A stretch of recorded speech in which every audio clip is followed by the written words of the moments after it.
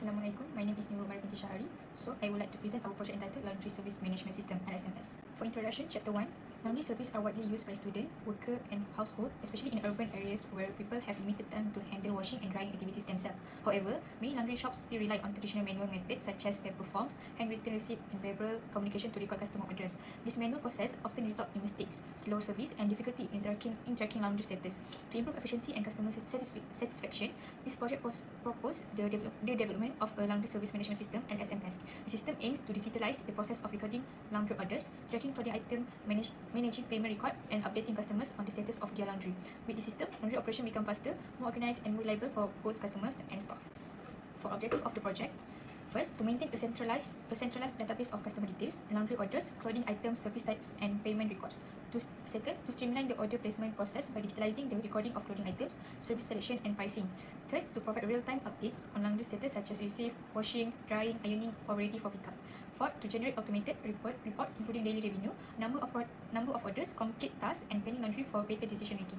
Modules to be developed, system function. First, customer management module, stores and manage customer information and order history. Second, laundry order module, records clothing items, service type, wash, dry, iron, quantities and pricing. Third, laundry status tracking module, update laundry progress stage such as washing, drying, ironing, complete or collected. Payment management module, records payment, generate receipt and tracks unpaid orders. 5, report generation module, generate daily sales reports, order list, pending laundry reports, and service summary. Chapter 2, data modeling. The ERD diagram. So based on the system requirements, we identify 6 main entities, which is admin, customer, laundry order, clothing system, service, and payment. So firstly, the ERD show how these entities are related and how data flows within the system. Okay, first, a customer can place 0 or many laundry orders, but each laundry orders must be placed by exactly one customer. Second, each laundry order contains one or more clothing items, and each clothing items belong to only one laundry order. The third one, each clothing item is associated with exactly one service, such as washing, drying, or ironing, while a service can be applied to many clothing items. Another one, each laundry order has exactly one payment, and each payment is linked to one laundry order. So lastly, an admin can manage multiple laundry orders, but each laundry orders can be managed by only one admin. Business rule. Based on the ERD, the business rules were defined to ensure data consistency and integrity. So these rules were describes how the entities interact, their relationship types, and their participation constraints. For example, laundry orders cannot exist without a customer, clothing item cannot exist without a laundry order and service, and payments cannot exist without a corresponding laundry order. A data dictionary was created for each of the entities to clearly define the structure of the database. The data dictionaries includes attribute names, description, data types, primary keys, foreign keys, and reference table. Okay, so this is to ensure that the database design is consistent with the ERD and can be implemented accurately in the database system. Thank you.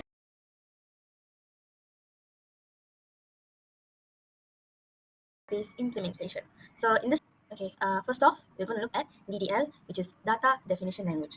For this, we are going to create tables and also insert data into those tables. So 6 tables are created for this system. So we are working on laundry management system, a laundry service management system. So for that, 6 tables is prepared, and you can see in the slide, these are the code for creating first for 3 tables, and then the next slide will also show you the remaining 3 tables as well. So there are admin table, customer table, service table, laundry order, clothing item, and payment table. These are the remaining 2 tables. And also, you can see not only just the attributes for the tables exist, there are constraints as well. What are constraints? It is where it identifies the type of data that's inserted, and also that there are data types as well. So there are attributes, data types, and constraints as well. Constraints such as primary key, foreign key, default, check, null, not null, and all that. Data type, there's like number, variable character, date, and others. So this is the part where we have created our table. Next up, let's see how we're going to insert data into these tables. The remaining table, this is the code for the remaining table to insert data into these tables. Just like I said, again, there are 5 data inserted for all of these 6 tables. So that's it for insert data. So for insert data, the basic code for that is insert into table's name, and then you can describe the order of the column, or you don't even need to describe. It's our choice whether to insert it or not. And then values. After values, you're going to insert the values of your data. So that's it. Inserting data, creating table. It's a simple one. So next up, we're going to see how we're going to update our table, delete specific data inside those tables. So there are 3 scenarios that we have done. 3 update scenarios. So you can see this is the update command. What we're going to update is laundry order table. we are going to change order status from washing to drying. That's what we are updating. So this is this shows that the data has been updated. Next slide will show you that the already updated data, that the data is updated from the table that is showing below. Order status washing has updated into drying. So the other two scenarios are similar as well. So the second scenario is where we are updating a customer's detail. What is it? Their email address, because customers' contact info changes time to time. So here we are updating a customer's email. For the email update is where we have updated the payment status. Yes, payment status, which is from pending to paid, because obviously the payment status is going to change, whether they have been paid or not, or they are paid half of it. So this is where we are going to update from pending to paid. So after updating our data, let's see how we're going to delete those data. So deleting means you're going to remove a specific data based on the condition. So for this one, you can see we have deleted. Okay, we have deleted the item ID from clothing item table. Okay, from this table, we have deleted item ID and then order ID as well. So why order ID as well? Because order ID is actually a foreign key. Okay, so for that, you need to specify that as well. Okay, so that any error doesn't occur. So we have stated the foreign key and the primary keys. That's how the table would be deleted. Okay, so as you can see, that item ID, the whole row, and the data with it has been deleted, removed from the table. Next up, in this second scenario, we are going to manage customer details from customer table. Okay, it's where we are going to delete a specific part of the customer detail from this very table. So in this slide, you can see two things, which is where we have deleted the table, the process where we deleted the table, and then the after process, okay, which table is deleted. And that shows that, okay, so this is the third scenario for delete. Okay, in this one, we are going to delete all data, which means where the system has saved all computed orders, laundry orders. So obviously, we're going to delete from laundry order table. And then we are going to make sure that the order date. Okay, this is for this one, we're going to delete orders that has been very old. For example, older than 6 months. So that's why the number 6 is there. So any orders older than 6 months will be deleted. So in here, we specified it with the order ID, but without the order ID, any order that is older than 6 months will be deleted, because we specified the ID, only that ID's order is deleted. If not, the other will be deleted as well. But still, before that, there's only like one customer's order, only that has been older than 6 months. So that's why the ID is specified as well. We are looking at join operation. This is where we're going to do data retrieval. We're going to make some SQL queries where we are going to retrieve data from specific table with specific conditions. So first, we're going to look at join operations here. So you can see above here is the query, and down there is the retrieval table. You can see the column of the tables, should I say attributes, we have changed, but not like updated or altered. We just changed it so that it displays in a different name. So we use the as word and then replaced it with something else. And then, okay, for join operation, for this one, we have used join on. Okay, and we have also used join using natural join, all that. So this is the first example for join operation. Okay, so next up, not just inner join. So join operation, there are two types, inner join and outer join. The previous one, which is about join on, join using natural join, those are all included in inner join. Now we're going to look at outer join. So outer join, there's left outer join, right outer join, and full outer join. So in this slide, you can see it's displaying for left outer join, the query and the table is displayed. So join operation, actually only a few examples only stated in these slides. All the other examples are given in the report instead, to make sure that this presentation is short and simple. Okay, so next up, set and nested queries. So what is going to be here, we are going to look at set operations, not in the slide, in the report, it's going to be there, which is combining data from two tables, two tables, like intersection union, and set difference.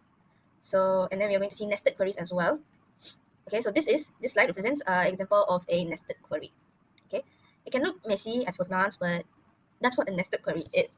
Okay, so it has component inside another component. It has query inside another query inside another query. Okay, so processing all that, you get this table displayed. Okay, this is from a singular table. Okay, this is from table customer. the first up, the top query, that's what it says. And then the second one is from laundry order. And then the third one is from laundry order as well. Okay. A very simple nested query is made here. Okay, the previous one, it looks a lot, but this one, it keeps it simple. There are only two sides of it inside this nested query. Okay. So in here, you can see the nested query, okay, it's a lot.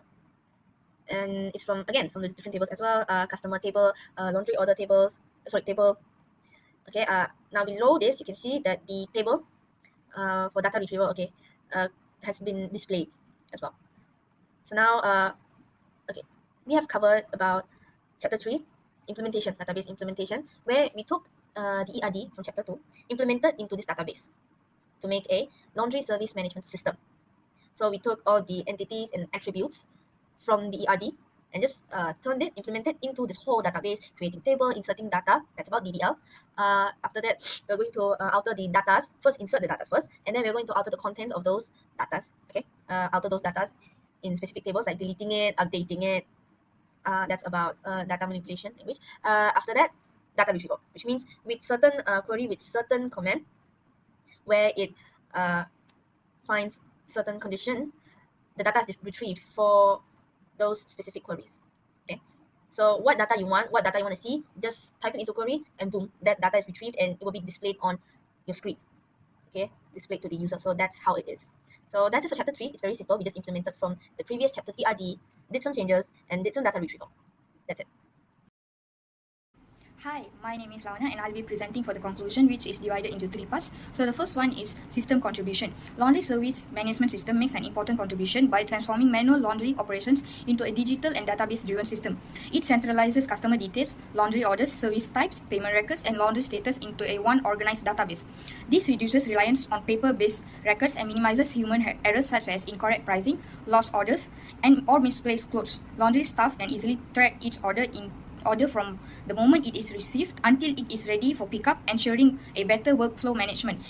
Not only that, the system allows administrators to generate automated reports such as daily revenue, complete orders, and pending laundry. These reports help business owners monitor performance, identify issues, and make informed decisions. Overall, the system improves efficiency, accuracy, and customer satisfaction in laundry service operations. So, for the second part is system drawbacks. Although the system has many benefits, it still has several limitations. One of the major drawbacks is that the system still depends on accurate data entry by staff. If incorrect information such as quantity or service type is entered, it may affect order accuracy and reporting results. Another limitation is that users need basic technical knowledge to operate and maintain the system, especially when managing the database or resolving system issues. This may be challenging for laundry businesses with limited technical resources. Not only that, the current version of the system focuses mainly on internal operations and does not include advanced customer features such as online booking, real-time notifications, or mobile access, which could improve the customer's convenience. Lastly, for the final part is suggestions for improvement. To enhance the laundry service management system in the future, several improvements can be implemented. One of it is a customer portal or mobile application can be developed to allow customers to place orders online and check their laundry status in real time. Integration with online payment methods can improve transaction efficiency and reduce cash handling. In addition, notifications features such as SMS or email alerts can inform customers when their laundry is ready for pickup. Not only that, technologies like QR code or barcode tagging can also be introduced to improve laundry item tracking and reduce the risk of misplaced clothes. These improvements would increase system usability, security, and overall service quality. I think that's all from our group. Thank you.